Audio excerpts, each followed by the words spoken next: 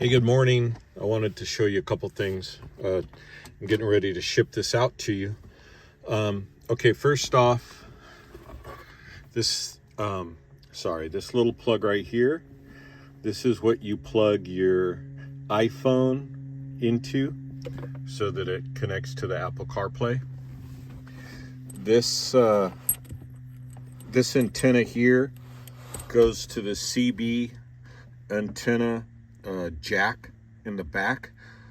Currently, there's no antenna plugged into it, and I didn't include one because I don't have a CB radio in here. This is the ham radio, and I put the faceplate and everything you need in the glove compartment. And so just plug it in and set it, and you're good to go. Let's see. Oh, so when you start it, for the first time, this is the Murphy gauge, and I don't know if you've done your research on this or not, but this is what gives you the information from the Cummins engine.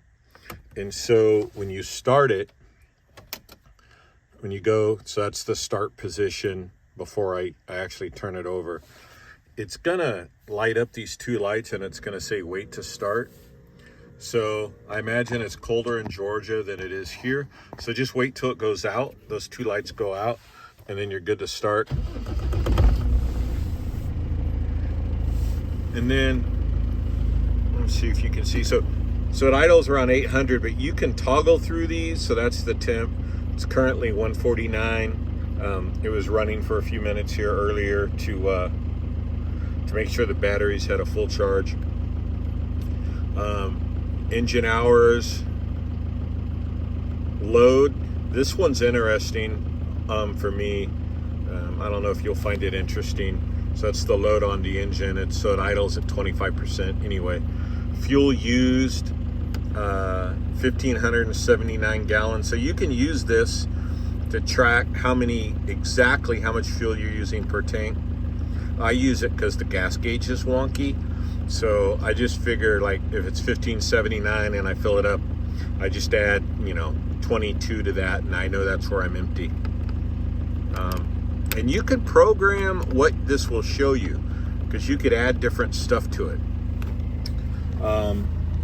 So the gas gauge right now shows a little bit over empty. I thought it was full, but it wasn't.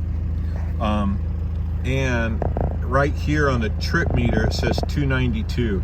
So usually I fill up when I get to 400 miles on a tank, and it usually takes around maybe 15 to 17 gallons, and it's a 23 gallon tank. So yeah. Okay, so you notice the RPM gauge isn't moving, and right now when this thing starts, and I'll show you that, if you notice the voltage looks a little low, it hasn't kicked in. It doesn't kick in the alternator until you get over 1500 RPMs. So I'm just going to give it a little bit of gas and you'll see that happen.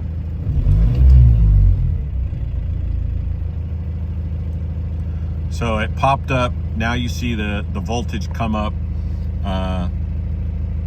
and now the RPM gauge is working, and that's because under the dash over here, I don't know if I can get it. Let me see. Up there, that little thing right there, that is that's the little computer that converts the signal from the digital signal from the engine for RPM to the analog output that feeds this RPM gauge. Okay, so there's everything else. Whoops, let's see if I can get that so you can see it. I think that's about it. Oh, this radio up and down. So currently it's not hooked up. So when you turn on the radio, the antenna will go up. Or I'm sorry, when you turn on the car, the antenna will go up. So you can hook that back up if you want. Right now, when you turn on the car, the antenna goes up. When you turn it off, the antenna goes back down.